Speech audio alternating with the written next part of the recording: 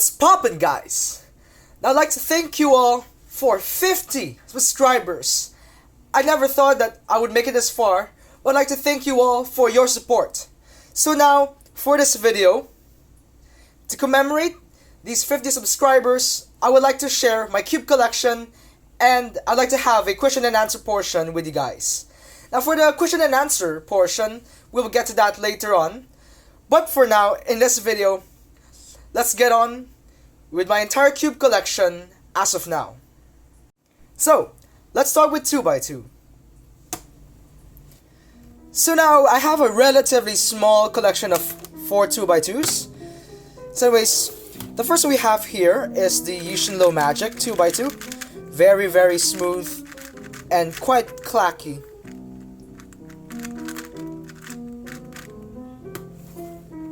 Now next on our list is the first 2x2 I've ever had, the Cyclone Boys 2x2. Relatively quite crunchy and loud. Also pretty clacky as well. And very scratchy too.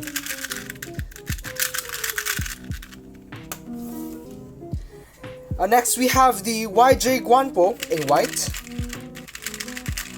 Also nice 2x2 for the budget, but there are still a lot better ones out there. And finally, we have my main, which is the Moyu Weipo M. Amazing 2x2. Very smooth, quite buttery clacky. A bit controllable, has nice speed and corner cutting. But generally, to be honest, 2x2 is not exactly my main event, which explains my relatively small collection of 2x2s. Next up, we have 3x3. Okay, that didn't go so well. Okay, I think we have too much 3x3s on the table, so let's just get this quite out of the way. Anyways, now to have this organized, I'll try to go through the 3x3s I got in chronological order to keep things quite clear this time. So first we have this Tianghua 3x3. So this is actually the first ever Rubik's Cube, or 3x3 specifically, that I've ever owned. It's quite blocky. I've tried tensioning and lubing it, and it's not exactly the most viable speed cube you could find, as it's extremely tight and there's no reverse corner cutting. But this holds a special place in my heart, as it was my first 3x3. I first got into speed cubing in around late 2016 when I was a fan of my school. So that's why this cube holds a special sentiment to me so far. Next, we have Rubik's brand. Of course, every cube collection has to have one of these, the original Rubik's brand, even if the performance isn't that great. Although, compared to others, yeah, this is a Rubik's 2.0 by the way. Compared to others, I've tried lubing and breaking it in. Still, quite subpar performance, but you could probably still get decent times, maybe like sub 20 with this. I don't exactly know. So next, so far, we have the YJ Yulong. Now this was my first proper speed cube. As you can see so far, it's gotten a lot of wear and tear over the years. I have swapped this with Yussei 3x3 springs, the original Yussei 3x3 springs, Keelan version 1, so it gives it a more stable feel. And so far, performance is really great, even though this is pretty much a very dated cube, and it's been with me for quite a couple of years. Now next we have the original Yussei 3x3. No, that's not a GAN cube. So this Yussei 3x3 has Maru soft springs, which is the reason why it's fast and overly flexible. And up to now, it's still a fine turning cube, even though I actually tried to lube this thing with baby oil once, and now the performance is still okay, but not to my expectations nowadays. So we have the MF3. It's quite gunky on the outside. I've tried lubing this before. And this is one of the cubes that actually got me back into cubing way in very, very early 2018. Now the problem with this cube is that the orange side, I presume, has a stripped core, which is why I'm pretty much afraid to use it and to use it as a speed cube. Now next we have a Yussei Low Magic M. Although this isn't exactly the first low magic I've had, which I traded it for another cube, which I'll explain later. But this is an old batch Yussei Low Magic M. And when I got back in cubing, this was really amazing with magnets. And it's still really great even until today. And for beginner cubers, it's definitely main worthy. So now we also have another Low Magic M, which I received from the raffle in Valengeng. Let's see, I'm trying to remember the competition. Valengeng Open 2018, if I'm not mistaken. Recently, I've swapped this with RS3 Springs and I haven't gotten to tension it quite properly yet, so I have to take time to reset this up again in retention, as right now it's pretty bone dry. Not to mention, the stickers are peeling off already, so I might need to get new stickers for this one. Next so far, so we have a GTS2. Also a very amazing 3x3. And still main worthy, still a really nice flagship cube. Sometimes I hope to make sure I don't confuse this with an RS2M. Next cube we have on the list is a Valk M. And this is a more recently acquired Valk M. I'm actually starting to forget the chronological order of which 3x3 I got. But this Valk M I've got recently, since before I actually had a Valk M in stickerless from Setsu Store, and I've also traded it for another cube, which I'll also get into later in the video. So far, this one has relatively light magnets. I've been trying to deal out with magnets dislodging from this thing.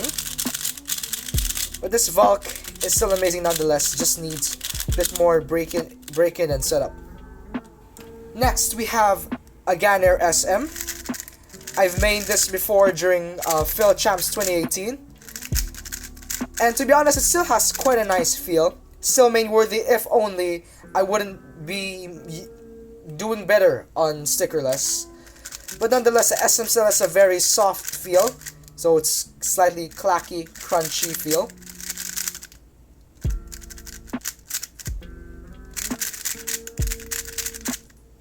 Still amazing cube nonetheless.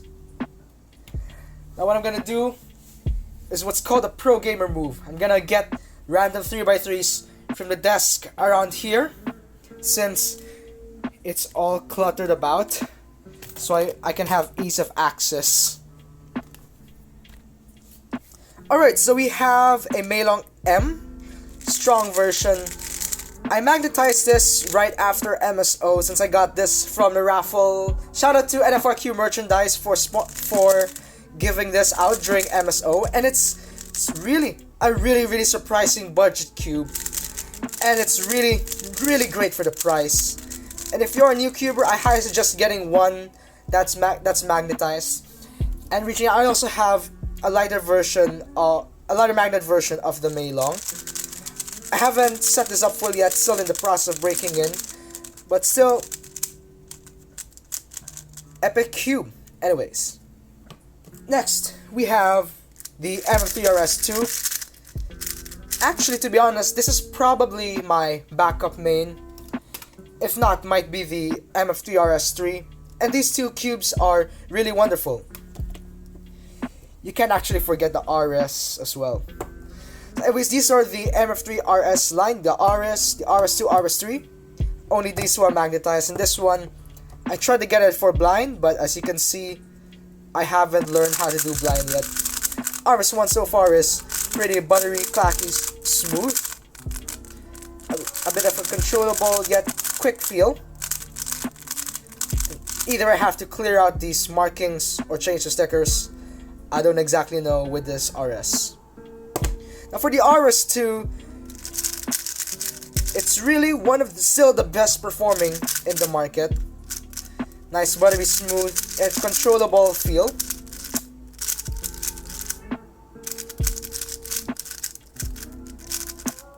And for the RS3, which I've gotten recently from NFRQ merchandise during Luzon Champs, this is also super amazing, buttery, smooth, quite crispy, crunchy. I've also managed to magnetize this, and it is also, to be honest, a strong main contender. We'll have to see it. I'll definitely have to make a review on this cube soon. Now we have a GTS3M, which I mained after the Ganner SM during Phil Champs.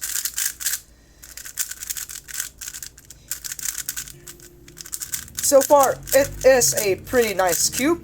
Still, 56mm with ridges, and it used to be my main, but because the ridges didn't really fit to my preference, it gave the cube a lot of turning momentum, which became a bit too heavy and almost quite flimsy, contrary to people saying, oh, GTS3 is really stable.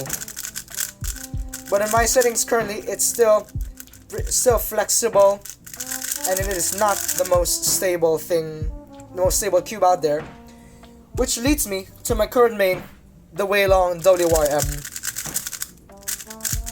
It's what I liked about the GTS3M, but with no ridges, giving it a more controllable feel from the lesser momentum of the reduction of ridges. Still buttery smooth, very quick, fast, crispy, and which is why I use the WRM currently as my main. Now we also have this unbranded cube, and no, it doesn't look like the Dian Zanchi at all. It's pretty clacky.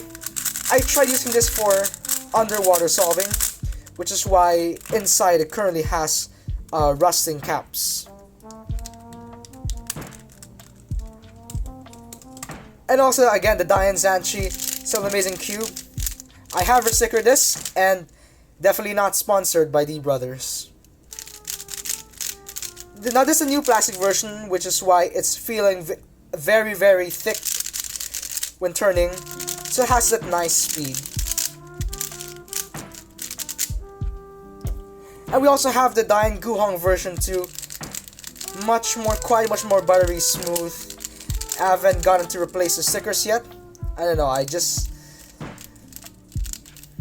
kind of prefer brighter shades, but I haven't gotten around to getting stickers for this thing yet. But it's still a very amazing cube. But again, because of the corner cutting, and of course being from 2012, it's pretty much an outdated cube, like very outdated.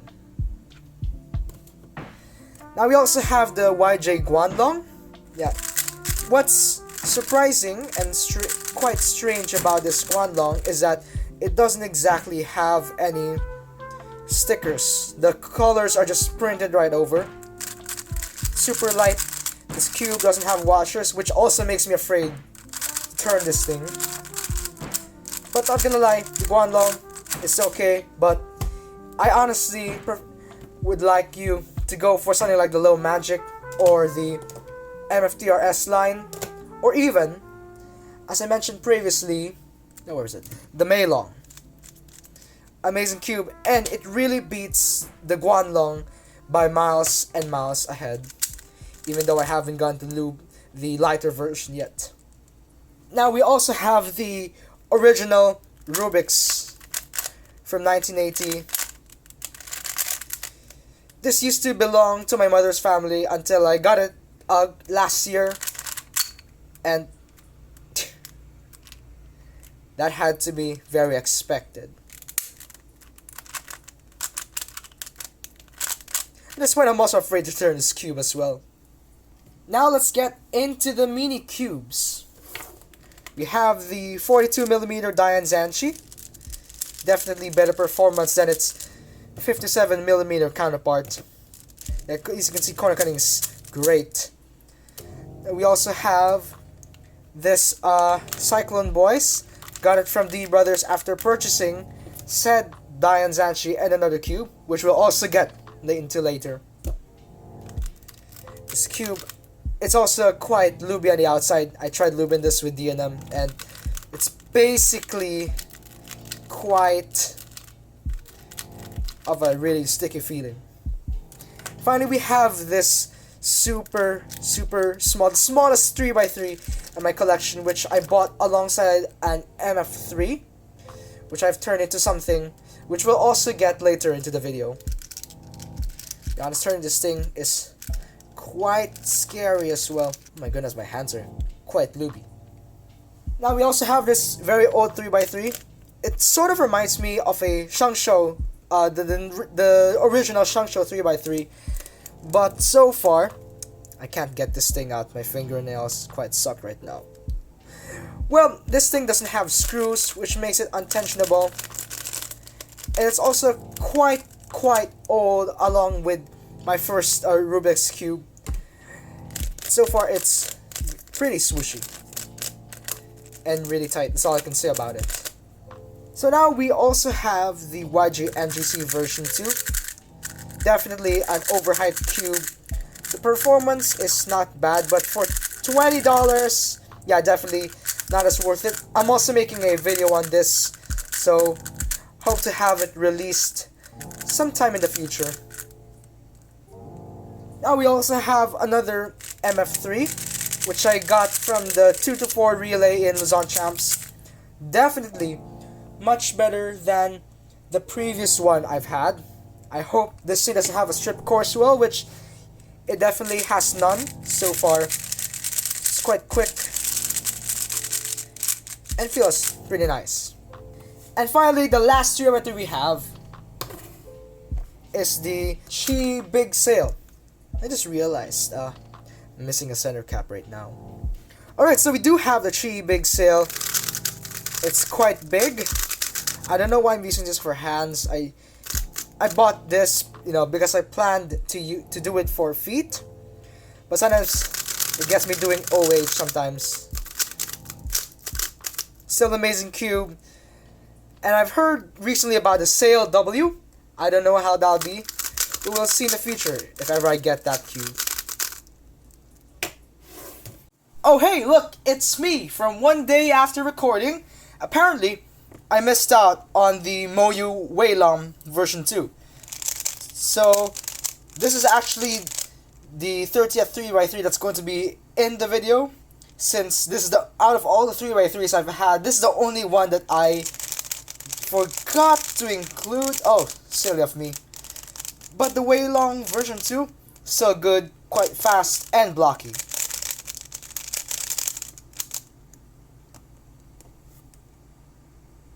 So now, we're way past 3x3 already, so let's get into 4x4. Now, like 2x2, I also do have 4x4s. I hope that isn't a bad omen. But anyways, let's go on first with the first 4x4 I've had, the YG Guansu. Still a pretty decent cube as of now. Still looking for the budget. Cutting is quite nice, to be honest. Reverse is quite lacking. This thing still has internal pops.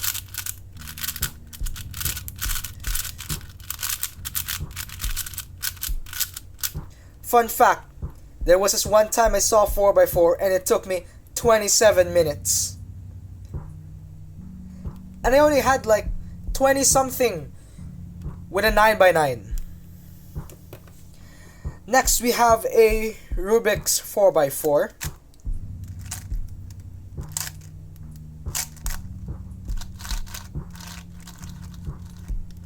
Let's forget about this. Then we also have the Mini Thunderclap M, which is what I traded my previous Valk M for with a friend of mine. And you're saying, oh, what a big ripoff. You got this flagship cube and you traded for a budget magnetic 4x4. Well, I do have an explanation, and I also have it reserved for later. The Thunderclap 4x4 is my backup main as of now. It's very, very slow. But still okay, but if you're looking for a budget 4x4, I highly recommend waiting for the Low Magic 4. Or you could also opt for the Yussei V2M. But so far, the Thunderclap Mini M is holding up quite nicely for me. And finally, my main, the Valk 4. As you've known, I recently got this during MSO and failed cutoffs. But at least I made it for Luzon Champs. As I've been hearing, the Valk 4 is pretty much overhyped, and I can also tell that from personal experience, this thing has popped on me quite a lot of times. So if you're looking for a flagship 4x4, I highly recommend looking at the Asu GTS2, unless you really want the Valk 4. Alright, nice, we're getting to the bigger cubes now. So now we have 3 5x5s. First one, we have the MF5, not MF5S. The yellow side, the orange side is lacking a washer. I still have to put that in sometime soon. Turning is quite really smooth. I feel like I've overlubed this already, and the outside also feels pretty much lubey on the outside. Camera thinks it's now a disco right now. So personally, yeah, this was my first 5x5. It was okay, but it's generally a bit too large. Now following that is the Wushuang, the regular Wushuang from PSC. Got this during PSC Open 2018. It's still okay, but honestly I feel like the Wushuang is a bit dated, which leads us to the Outshuang GTS-M, which is also my current main. Still amazing puzzle. The smoothness is quite packed, and the speed is unmatched. Unless the Valk 5 just released. I don't know how that feels, but I hope to try one sometime soon.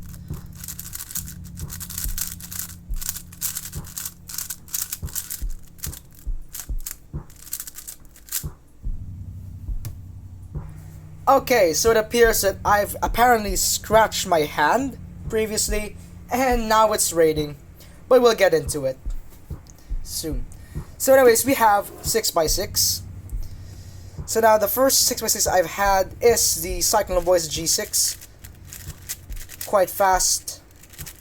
Primary internals is nice, but it doesn't exactly fit me as it's too big. And I'm also afraid of popping, which is why I have the Low Magic 6. It's honestly nice, but it's pretty slow, and I still haven't found any better 6x6 so far. Oh man, that's actually not that good. So for now, turning is quite okay, but again, it's still considerably slow. And of course, this isn't magnetized. So it's the only N/N in my official collection that has no magnets, 6x6 generally. Alright, so now we have 7x7. Let's start with the Chi-Sing S, which was my first 7x7. It's still big, still quite slow, still very blocky.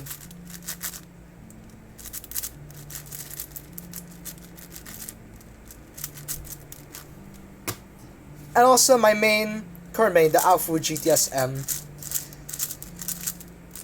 And to be frank, I enjoy using the 7x7 compared to something like the Haze Spark. I haven't tried it out fully yet. But Alpha GTS is still really competing, especially for the low price it has in the market.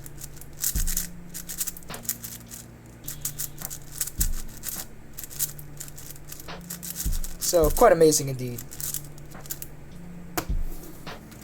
Now sidetracking here, we have one last of the N/N, and that is the MF9. Quite big indeed. To be honest, cubing in this, using the 9x9 in this slot is quite restrictive as well.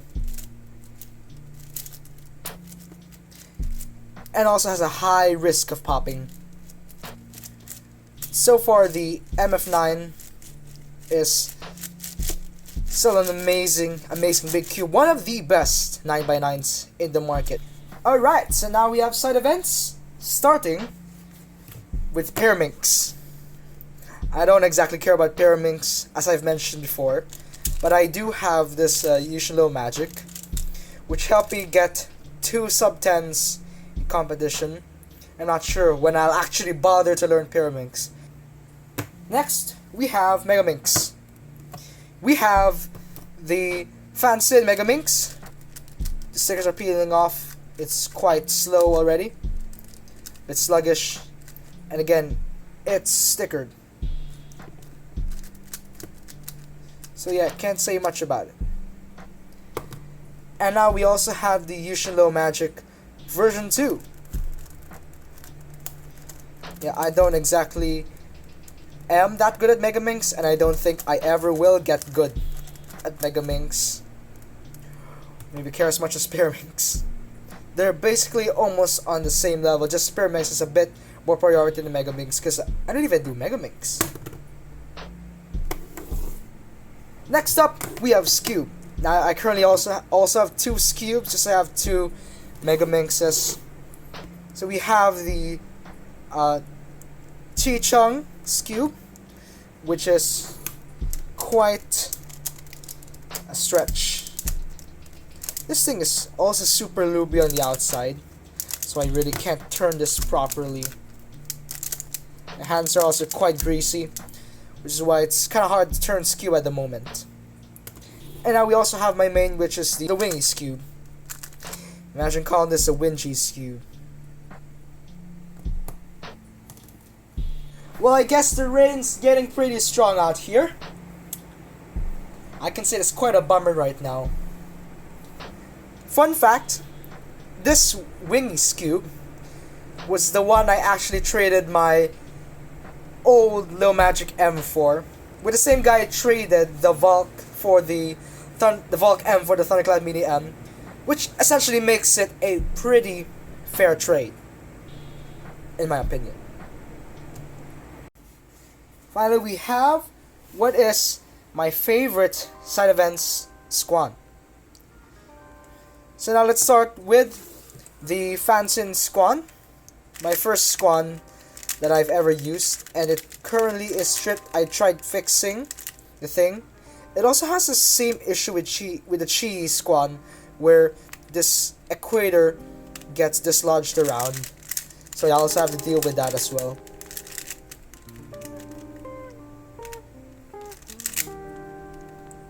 Next we have... That's bad. Oh my goodness. Can't believe this Guanlong just fell down the table. Next we have the Chifa Squan. Very, very slow. But I currently use this as my backup main, as I only have 3 Squans at the moment, and this is the second most viable for use. Finally, we have the Yussei Magic Squan, which is one of the best in the market. As honestly, it is really an amazing Squan. And people are even saying this is better than the Vault, but I haven't tried the Vault, so I can't say otherwise yet. Oh, I almost forgot about Clock. So uses Ling Ao. Can't believe I actually did much better at competition than I actually expected. Alright, so now we have the non-WCA events. We have quite an amount of them right here. So we'll get into this quickly. First, we have the Fisher Cube from Tiansheng. The only cube that I have from Tiansheng. Performance is very subpar, and I hope Tony Fisher doesn't sue me for this. Next in shape mods, we have the Mirror Cube from Mumuso, which I actually lubed before. Now the insides feel gunky as well. It has a lot of spring noise, which kind of helps me out. Although, I've been doing far more WC than non-WCA so far. Next we have the Chi 2x2x3. Also pretty nice. Next we also have the Pyramix Duo, one of the easiest.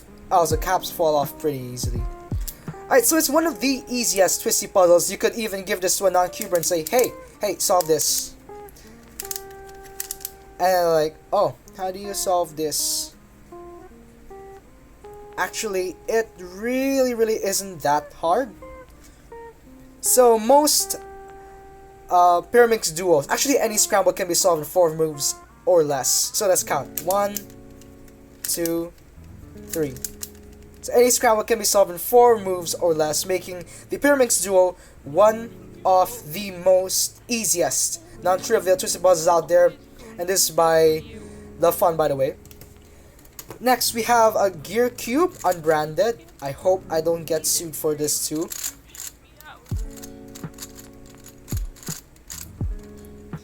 And I actually got a previous one, but the other one broke.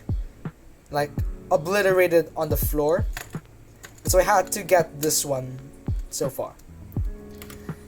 We also have the Rubik's Snake.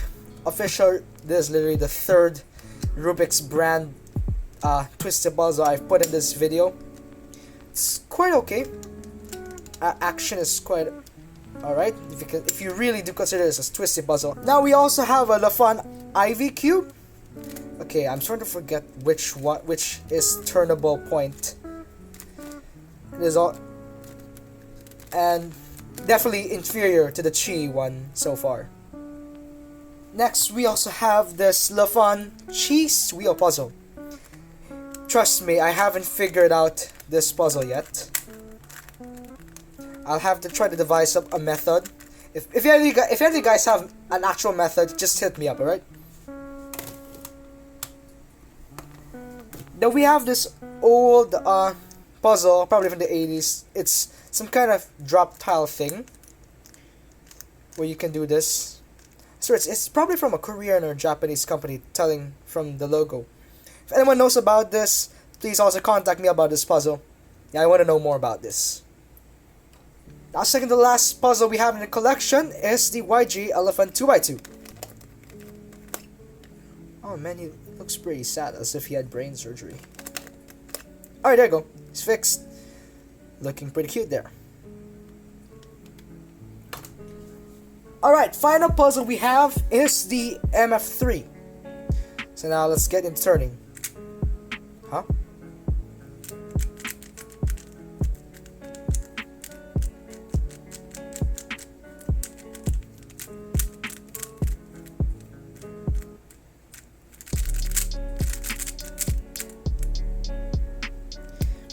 Yeah, this is not actually just any regular MF3. This final puzzle in my collection is the only puzzle in this whole entire collection that I personally cannot solve. And that is the Devil's Bandage Cube, or the Nightmare Bandage Cube.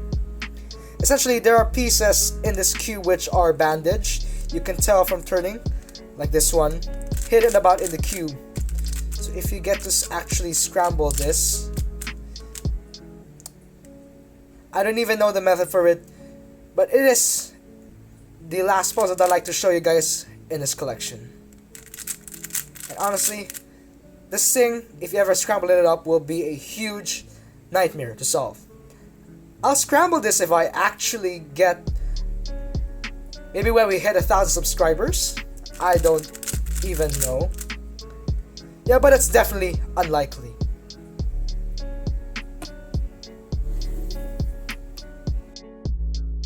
So, that is the entirety of my cube collection. 66 cubes in total.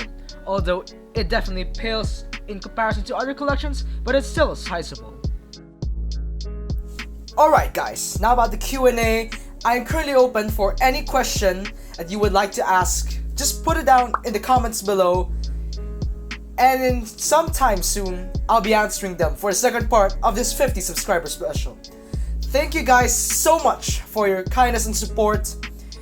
And I'll be seeing you guys in next video. Keep popping, guys. Peace.